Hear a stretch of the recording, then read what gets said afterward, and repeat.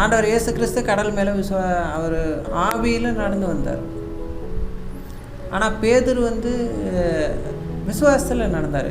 நீங்கள் இந்த விஷயத்தில் வந்து பேதுரு வந்து குறைவாக இடம் போட்டுறாதீங்க. 11 பேரும் படகுல தான் உட்காந்துருந்தாங்க. இவர் ஒருத்தர் தான் தைரியமாக இறங்கினார். அதுவே பெரிய விசுவாசம்தான். சரிங்களா இல்லையா? நம்மளுக்கு என்ன வந்ததுன்னு சொல்லிட்டு அவர் கடல் மேலே நடக்கிறன்னு இவர் உட்காந்துல, ஆண்டவரே நீர் தானே நானும் நடந்து வர கட்டளை எடுக்குன்னு சொல்லிட்டு என்ன பண்ணார், தைரியமாக காலை எடுத்து வச்சார். நினச்சி பாருங்கள், நீங்கள்லாம் காலை எடுத்து கீழே வைப்பீங்களா? கடலுக்குள்ளே காலை வைப்பீங்களா? நானுமே கடலுக்குள்ளே காலை வைப்பேனான்னு கேட்டால் வைப்பேன்.